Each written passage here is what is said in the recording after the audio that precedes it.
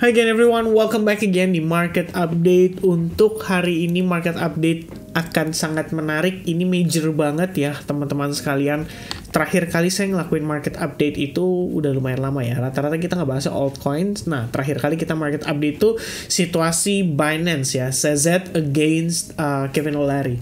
Nah, Market Update hari ini itu mencangkup situasi daripada non-farm payroll yang dirilis pada perdagangan hari ini. Kemudian kita akan ada pembahasan tentang kita bisa bilang isu ya yang terjadi. Bukan isu lagi sih, ini sebenarnya bisa dikatakan hampir bisa dibilang sebagai fakta, yaitu Genesis against Gemini. And then kita juga punya Silvergate Bank. Ini juga berita yang menurut saya cukup penting, cukup menarik.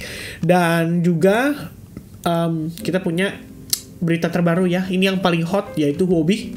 Karena terlihat Huobi hari ini menyebabkan salah satu token itu drop lumayan masif dan signifikan. Tadi saya sempat update di Telegram, dan token itu adalah si TRX ya, atau TronX.USDT /USDT. Nah, mungkin untuk permulaan kita akan start dari yang lebih enteng, yaitu daripada news info atau news event yang terjadi pada malam hari ini. Jadi sebenarnya data hari ini tuh sangatlah Mixnya dalam artian non-farm payroll itu diperkirakan turun menjadi 200.000 penambahan pekerjaan, tapi ternyata itu dirilis lebih positif daripada forecastnya. Kemudian yang lebih menarik lagi adalah rupanya angka pengangguran itu turun lumayan drastis teman-teman sekalian, yaitu ke angka 3,5%. Dan berdasarkan research yang saya lakukan, ternyata angka ini bisa dikatakan cukup rendah untuk situasi di Amerika Serikat, dan bahkan kembali seperti situasi di tahun 1960 atau 1970. Nanti akan saya tunjukkan pembahasannya. Dan sebenarnya setelah saya baca-baca dan setelah saya lakukan research, tampaknya yang menyebabkan hari ini dolar indeks itu turunnya signifikan, bahkan sangat jauh, itu adalah average hourly earnings-nya. Jadi rata-rata pendapatan di sana itu tidak meningkat ya, melainkan menurun menjadi angka 4,6%.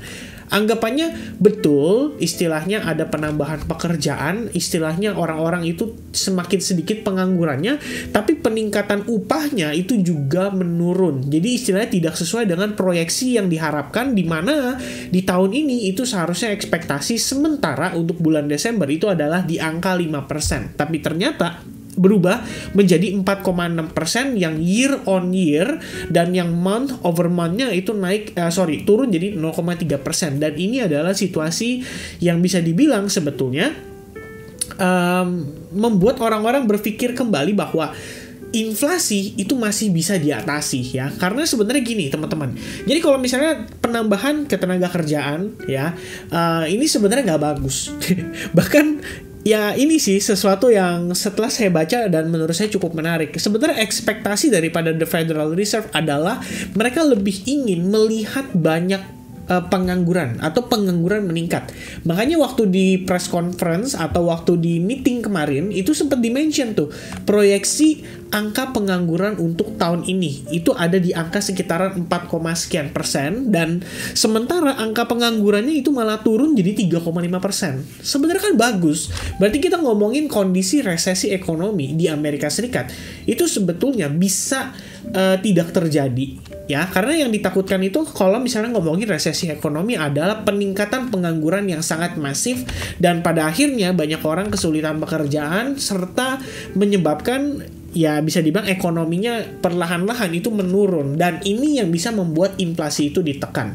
Tapi ternyata walaupun penganggurannya berkurang, walaupun penambahan pekerjaannya meningkat, rupanya dari segi upah rata-rata itu dibayarnya itu justru malah cenderung berkurang dan tidak sesuai dengan proyeksi, di mana harusnya naik menjadi 5%. Jadi anggapannya, oke, yang kerja tambah banyak, oke, penganggurannya tetap berkurang, tapi pendapatan mereka kalau mungkin di average kan, itu tetap aja istilahnya bisa membantu untuk menekan inflasi. Dan ini mungkin sebagai satu kondisi pandangan dari para pelaku pasar, sehingga mereka menilai bahwa ini tuh seharusnya bisa menjadi kabar baik atau kabar positif untuk The Federal Reserve melihat ke depannya proyeksi untuk kenaikan suku bunganya itu mungkin bisa mulai melunak, sebab inflasi mungkin benar-benar bisa ditekan. Karena Hari ini teman-teman kita punya clue satu lagi yang penting juga, yaitu euro. Kalau kalian perhatikan dari CPI euro hari ini itu rilis datanya 9,2%. Walaupun core CPI-nya naik ya jadi 5,2%, tapi rata-rata yang lainnya itu turun ya, terutama yang CPI yang utamanya itu turun menjadi 9,2% dari ekspektasi di 9,7%. Bahkan ini turun hampir 1% dari previousnya di bulan November, yaitu di 10,1%. Jadi so far so good ya, kita ngelihat inflasi on track. Mungkin kalau teman-teman ngecek dari Fed CME sendiri, di sini harusnya akan ada, ya kita bisa bilang ya, untuk masalah kenaikan suku bunga di bulan Februari atau di meeting di bulan Februari, harusnya sih itu strong di angka 0,25%. Nah, seperti yang kita bisa lihat ya, di saat ini angka suku bunga ya itu di angka 4,25% sampai 4,5%. Dan proyeksi kenaikannya itu jadi kuat di 76,2% senilai 0,25% saja pada pertemuan di bulan Februari mendatang. Kalau teman-teman lihat secara tren, ini udah mulai menurun ya. Kalau kemarin itu kita ngelihatnya 62,6%, hari ini justru meningkat jadi 76,2%. Dan kenaikan suku bunga 0,5% yang tadinya 37% itu turun signifikan atau drastis menjadi 23,8%. Rupanya ini loh penyebabnya yang membuat kondisi dolar indeks hari ini itu langsung tertekan cukup signifikan.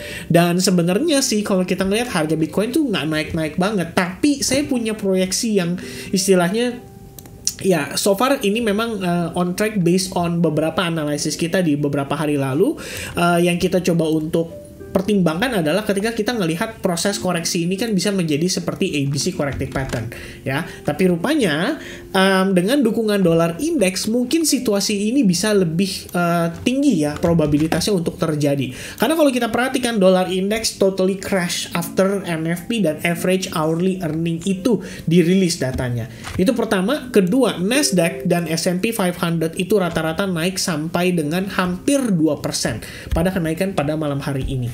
Jadi so far ini adalah situasi yang cukup positif untuk market kripto, walaupun nggak signifikan banget karena sama aja kayak kemarin waktu lagi naik banget dolar Bitcoinnya nggak turun, tapi ketika hari ini nggak terlalu naik-naik banget, justru malah turun Bitcoinnya. Setelah turun signifikan, Bitcoinnya mulai terrebound. Jadi pertanyaannya adalah apakah bisa di follow up kembali. Nah, so far berdasarkan informasi yang saya baca, penambahannya kemudian yang tadi saya sudah jelaskan ya lebih kurang seperti itu. Jadi memang yang di note ini adalah masalah wage ya. Wage itu adalah upah ya, upah daripada dibayar mereka untuk bekerja di US, dan ternyata turun dari menjadi 4,6% dari ekspektasi di 5,1% bahkan sebelumnya. Jadi memang hal ini bisa membuat orang-orang istilahnya berpikir bahwa ya inflasi jangka panjang itu kelihatannya benar-benar bisa ditekan. Jadi bukanlah suatu hal yang mustahil bahwa inflasi itu benar-benar bisa turun mungkin signifikan atau bahkan lebih bagus dari proyeksi yang diproyeksikan oleh The Fed pada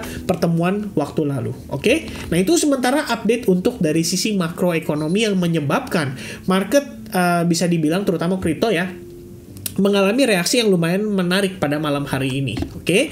Nah, selebihnya ini adalah berita fundamental seputar market kripto itu sendiri. Pertama, teman-teman, hari ini itu ada masuk berita soal Genesis ya. Ini adalah salah satu anak company dari CDG atau Cryptocurrency Digital Group. Digital Cryptocurrency Group atau CDG ya. Ya pokoknya itu ya teman-teman ya. Saya suka lupa dan suka terbalik-balik ya. Harusnya sih Genesis ini adalah I guess DCG ya, Digital Currency Group, ya itu maksudnya ya.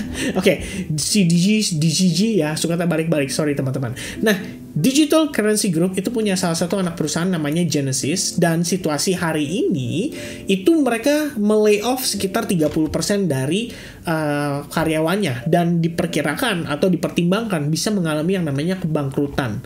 Sebab sebenarnya ini udah sempat di cover ya sama salah satu, bukan salah satu sih kita bilang, kalau teman-teman mampir ke channelnya Ko Sylvester di Kenal Kripto, dia udah sempat bahas secara detail antara Genesis dengan Gemini ini, dan memang situasi ini mungkin yang bisa dikatakan sebagai sebuah kemungkinan terjadinya crash lagi terhadap market kripto. Dan sebenarnya Kalau teman-teman ngedalamin ya, ini total angkanya sih lumayan bombastis, sekitar 900 juta dolar duit customer itu kesangkut di Genesis ya. Dalam artian ini yang sebenarnya punya angka ini atau punya uang ini adalah crypto exchange Gemini. Nah, si Gemini ini ownernya atau CEO-nya itu namanya Cameron Winklevoss ya. Dia memberikan surat terbuka kepada pihaknya si Genesis, dan ya dia sempat ngomong sih soal kayak ya kita udah sempat arrange beberapa kali pertemuan pada Natal di tanggal 25, kemudian di 17 Desember juga kita sempat atur meeting, tapi nggak ada reaksi sampai dengan saat ini, sehingga dia memberikan batas waktu sampai dengan tanggal 8 Januari 2023 untuk kita sama-sama, istilahnya kalau bisa ya, ini kalau dia sih ngomongnya gini, we are asking you to publicly commit to working together to solve this problem. Jadi ini bukan istilahnya bukan berarti tanggal 8 Januari itu udah harus ada keputusan bahwa duitnya udah harus ada gitu loh istilahnya. Dia nggak expect itu dari Cameron tuh, dari gaya tulisannya ya. Ini kalau saya sih sedikit menelaah, menurut pandangan saya adalah ya solve the problem together, working together, which means ekspektasi Cameron adalah bisa ketemu sama CEO-nya si DCG ya, Digital Currency Group, bener nih DCG ya, yaitu si Barry Silbert. Dan Barry Silbert ataupun si Genesis, kalau teman-teman ngecek di Twitternya Genesis Trading, itu sebetulnya dia update terakhir tanggal 16 November 2022. Ini berarti udah berlalu lebih kurang 1,5 bulan. Gak ada update lagi dari si Genesis. Apakah artinya Genesis ini benar-benar udah mulai bangkrut atau goyang? Karena berdasarkan berita yang dirilis hari ini menyatakan bahwa mereka melay-off atau memecat sekitar 30% staffnya. Oke, itu adalah satu berita yang sebenarnya perlu di-note. Dan kalau kita lihat itu dari Genesisnya, dari si Barry Silbert sendiri, aktivitas di Twitternya atau retweet terakhir itu dia lakukan pada tanggal 30 Desember 2022. Setelah itu belum ada activity lagi ya. Dan mungkin saya nggak tahu ya, sebenarnya sih kalau ya teman-teman buat yang suka sama teori-teori konspirasi ya, menurut pandangan saya sih Cameron dan Barry Silbert ya sebenarnya udah diskusi juga di belakang. Mungkin nggak tahu orang, atau mungkin kita nggak tahu jalurnya seperti apa. Jadi istilahnya ini nge-stalling bahasanya. Itu nge-stalling tuh lebih kayak mereka coba untuk menunda-nunda nih ya. Gimana cari solusinya untuk bisa mengejar ya atau mengembalikan 900 juta dolar ini. Kenapa ini bisa terjadi? Karena sebenarnya Genesis ini lagi-lagi kembali lagi kalau ditelusuri ya, akar permasalahannya adalah FTX lagi. Jadi sebetulnya ada uang yang istilahnya disimpan juga di FTX, atau mungkin dalam proses investment, atau mungkin dipinjamkan ya. Karena Genesis ini kalau nggak salah company lending ya. Kalau nggak salah ya, Genesis is a global leader in institutional digital asset trading, derivative lending, ya di sini lending and custody services. Jadi mungkin ya ada hubungannya lah dengan FTX. Jadi balik lagi, akar permasalahannya adalah FTX. Efek domino dari FTX akhirnya menyebabkan company seperti Genesis ini atau Digital Currency DCG itu terkena problem juga. Dan gak cuman ke Genesisnya ya, akhirnya ke Gemini juga, karena Gemini atau Gemini itu simpen duitnya di Genesis. Jadi mereka saling berhubungan satu sama lain. Dan ya intinya sekarang menjadi problem juga ya, karena kita nggak tahu. Once again, saya setuju dengan yang disampaikan Coach Sylvester, di mana kita nggak tahu nih siapa yang sebenarnya berusaha nge-push si Gemini ini untuk mengembalikan aset senilai 900 juta dolar itu. Ibaratnya kan kalau misalnya saya adalah big fan atau big player yang saya pengen withdraw duitnya, ini duit gue kemana, kok nggak bisa dicairin, kok withdrawal gue di hold ya, ada 100 juta dolar gue mau tarik, gue butuh duit nih. Nah itu yang mungkin nantinya bisa jadi permasalahan baru, mungkin bisa nuntut ke pihak Genesisnya juga. Tapi once again, mereka kayaknya ada drama. Ya ini sih buat teman-teman yang suka dengan teori konspirasi, saya sih lihatnya begitu. Alright, next one.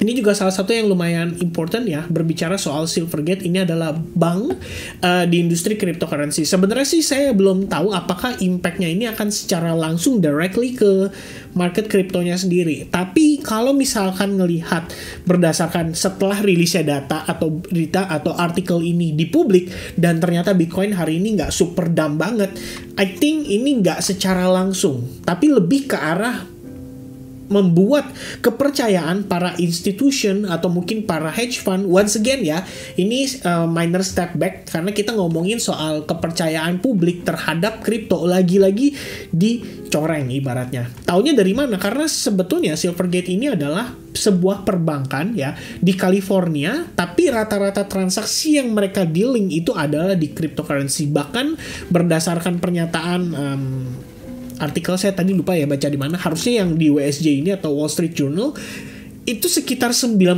loh ternyata transaksinya. Ini dia teman-teman ya. Crypto related deposit account for some 90% of the bank's total and it keeps almost all of its deposit in cash or easy to sell securities. Ya. Jadi ternyata ada problem guys. Setelah rilis berita ya, bukan berita, kita bisa bilang mungkin kayak semacam laporan pada kuartal ketiga, membuat para pelaku, bukan para pelaku ya, istilahnya para kliennya itu panik dan melakukan withdrawal ya, sehingga Silvergate di sini itu harus melikuidasi sebagian daripada neraca saldonya dia, dan dia harus terpaksa jual dalam kondisi rugi ya. The $718 million it lost selling the debt for far exceed, bukan yang ini, saya lupa ya kalau berdasarkan bacanya ya teman-teman. Tapi intinya ya seperti itu ya, ini ada banyak sekali bacaannya dan akhirnya menyebabkan market itu panik dan berusaha untuk menarik ya istilahnya capital mereka dari si Silvergate ini, dan akhirnya menyebabkan saham Silvergate itu turun sekitar 42,73%. Nah, saham perbankannya turunnya lumayan drastis guys ya, forcing it to sell assets at a steep loss to cover some $8.1 billion in withdrawals. Nah, ini total penarikannya ada sekitar 8,1 miliar dolar Amerika Serikat ya. Dan ya inilah ya problemnya ya teman-teman. Jadi mungkin publik sekali lagi nggak siap ya untuk menghadapi atau istilahnya kita bilang mungkin menyimpan aset mereka dalam bentuk kripto karena volatilitasnya yang sangat tinggi. Dan lagi-lagi kalau saya sih bilang ini berhubungan langsung dengan yang namanya regulasi ya. Jadi kembali lagi tergantung bagaimana pemerintah melakukan regulasi terhadap cryptocurrency. Itulah yang mungkin nantinya akan menentukan atau menjadi sebuah fondasi dasar dari infrastruktur market kripto ke depannya ya. Entah dari sisi perbankan atau dari sisi ya kita bisa bilang penyimpanannya lah ya yang diregulasi, atau mungkin dari pihak exchange-nya yang diregulasi, atau mungkin dari pihak company-nya yang diregulasi. Seperti misalnya tidak boleh ada yang namanya ICO ya. Kalau kalian mau ini ya, kita nggak tahu nanti gimana seperti apa karena saya juga bukan ahlinya di sana, tapi itu setidaknya menjadi pertimbangan yang harus kita perhatikan untuk potensi kedepannya. Alright.